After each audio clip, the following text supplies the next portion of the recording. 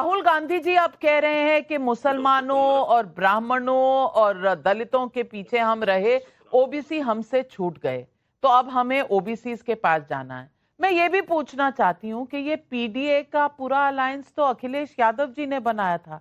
अब राहुल गांधी जी अखिलेश यादव की जितनी बेस है उसी पर प्रहार करना चाहते हैं। नहीं, इसे प्रहार क्यों कहें, इसे सहयोग करना नहीं कह सकते हम।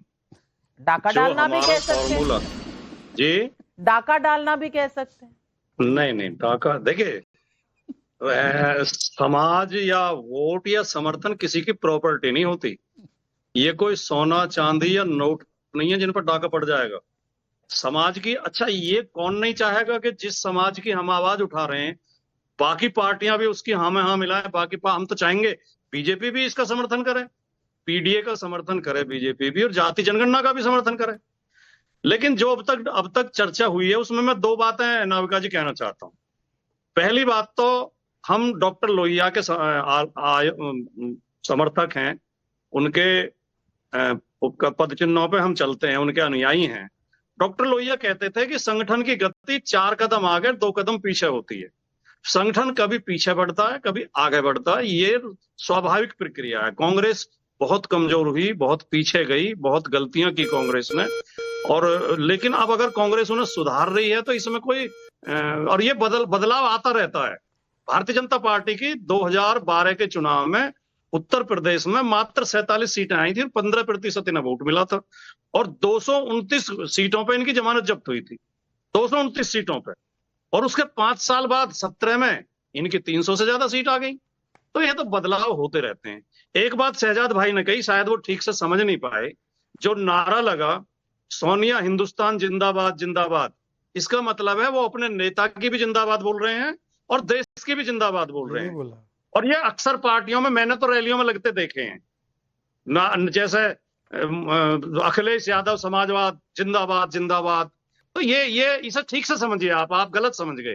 वो सोनिया गांधी को हिंदुस्तान नहीं बता रहे। सोनिया गांधी हिंदुस्तान जिंदाबाद जिंदाबाद, राहुल गांधी हिंदुस्तान जिंदाबाद जिंदाबाद। मैं सुना देता हूँ, सुनिए। नहीं सुनाया तो मैंने सुना ना, यही बोला। एक सेकंड भाटी जी, सुन लीजिए। हिंदुस्तान जिंदाबाद, सोनिया गांधी हिंदुस्तान। तो मैं भी तो यही बोल रहा हूँ। आप क्या सुना? अच्छा सुन लीजिए, वो उनकी इंटरप्रिटेशन है। अच्छा, ये आपकी इंटरप्रिटेशन है। दूसरी, महात्मा गांधी जी ने ईस्ट इंडिया कंपनी के खिलाफ लड़ाई लड़ा, आदरणीय हमारा नेता राहुल गांधी जी ने।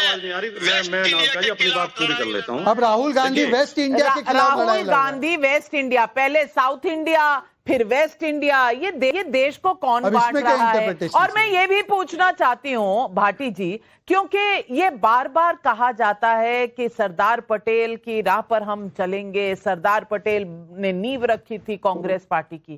तो सरदार पटेल तो कभी भी जातिगत जनगणना नहीं चाहते थे। तो ये कौन सी राह है, ये कौन सा न्याय पथ है जहां राहुल गांधी कह रहे हैं सरदार पटेल की बात, लेकिन दूसरे ही तरफ अपनी डिवीजन वाली जो राजनीति है उसे आगे कर रहे हैं? देखिए, सरदार पटेल का पूरा जीवन, पूरा व्यक्तित्व, पूरा कृतित्व उनका आप देखेंगे, और जो आर्काइव में सरदार पटेल के पत्र मौजूद हैं जो उन्होंने लिखे और जो उनके क्रियाकलाप मौजूद हैं, वो सारे इस बात का ठोस प्रमाण है कि सरदार पटेल पूरी तरह कांग्रेसी थे, कांग्रेस की विचारधारा में रचे बसे थे, और आरएसएस और हिंदू महासभा के कट्टर विरोधी थे।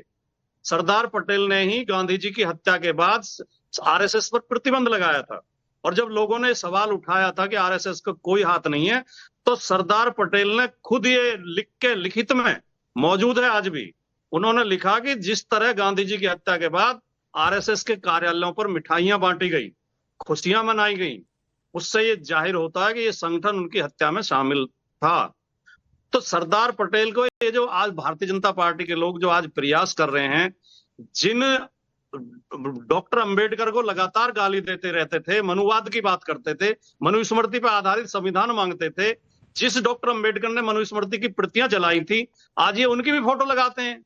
ये एक तरफ गॉडसे की भी फोटो लगाते हैं, दूसरी तरफ गांधी जी की भी लगाते हैं। जिस गॉडसे ने गांधी जी की हत्या की, उस गॉडसे की भी पूजा करते हैं और गांधी जी की पूजा करते हैं।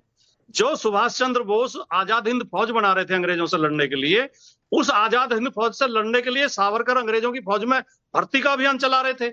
ये सावरकर की भी फोटो लगाते हैं, सुभाष चंद्र बोस की भी लगाते हैं। जवाब आइडिया, दीजिए, क्योंकि आजकल के करंट हालातों पर तो बोल नहीं रहे, लेकिन सब गांधी, सरदार पटेल, अंबेडकर की तरफ। मैं भाटी जी की जो करेज है ना, इसका मैं कायल हूं, कायल, सबसे बड़ा फैन हूं मैं भाटी जी का। बताओ क्यों? इनके नेता माननीय आजम खान, इन्होंने बोला ये एक प्रतिमा है उंगली दिखाती हुई, जहां ये प्रतिमा लग गई वहां पे वो लैंड अपनी कर देते और आगे वाली जमीन भी मेरी घोषित कर देते। ये आजम खान के सुविचार आंबेडकर जी पर।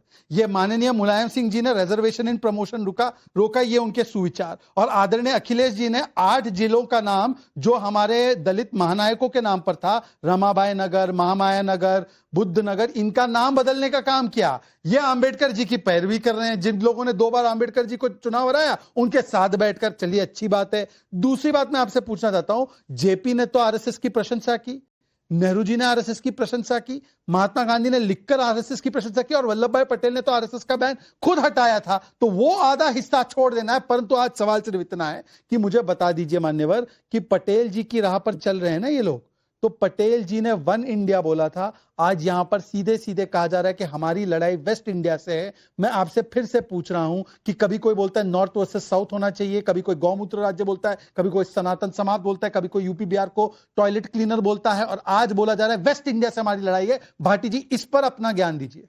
नहीं, भाटी जी इस पर आए उससे पहले मैं लाना चाहती हूं प्रदीप गुप्ता जी को। अब प्रदीप गुप्ता जी, आपने आज का ये रेजोल्यूशन देखा होगा, सीडब्ल्यूसी की मीटिंग 64 साल बाद गुजरात में, और वहां जाते ही आपको सरदार पटेल तो याद आते ही हैं। आप वेस्ट इंडिया से जंग भी छेड़ देते हैं। 40 साल में वहां पर गुजरात में तो कम से कम कांग्रेस की सरकार नहीं बनी, लेकिन जंग छिड़ गई है। अब ये जंग छिड़ने से वोट पर क्या इंपैक्ट होगा? क्योंकि कांग्रेस बार बार कहती है कुर्सी के लिए भाजपा अपनी राजनीति करती है। क्या कांग्रेस पार्टी इन सब चीजों से ऊपर उठ गई है? शायद इसीलिए उनके कार्यकर्ता अब कह रहे हैं, अरे भाई भारत जोड़ो यात्रा तो हो गई, लेकिन फिर भी अंदर से ही किसी ने पार्टी को हरा दिया। अब ये क्या है? थैंक यू नाविका जी। देखिए, पुरानी कहावत है कि कुछ तो लोग करेंगे और फिर कुछ तो लोग कहेंगे। तो अब ऐसा है, कांग्रेस पार्टी की जो आज की डेट में वर्तमान स्थिति है, उनको कुछ तो करना पड़ेगा, क्योंकि सामने इतना सशक्त कंपटीटर है जो कि बीजेपी के तौर पे जो 60 साल के संघर्ष से आए, और मोदी जी के तौर पे जो कि कम से कम 30 साल के संघर्ष के बाद प्रधानमंत्री 2014 में बने थे। अब रह गई बात कि कांग्रेस जो है, एक कहते हैं ना कि जिस दिन आप शुरू करें, पहली गिनती शुरू करें, उसके 15 साल किसी को ग्रेजुएट करने के लिए लगते हैं और करीब 20 साल मास्टर्स और पीएचडी करने के लिए लगते हैं। तो अभी संघर्ष जारी है कांग्रेस का, कोशिश की जा रही है और कोशिश करनी भी चाहिए। बल्कि मैं तो थोड़ा सा हाफ गिलास फुल की जगह हाफ गिलास फुल देख रहा हूं कि उनकी 52 सीटों से 19 में करीब और 24 में 99 सीटें हो गई, तो कह सकते हैं कि प्रोग्रेस तो है। लेकिन सवाल है कि ये कब मात दे पाएंगे बीजेपी को या नरेंद्र मोदी जी को, वो देखने वाली बात है। तो मुझे ऐसा लगता है कि बीजेपी भी 77 की बात कर ले, जनसंघ आई थी, तो उसके बाद 96 करीब 20 साल के बाद अटल बिहारी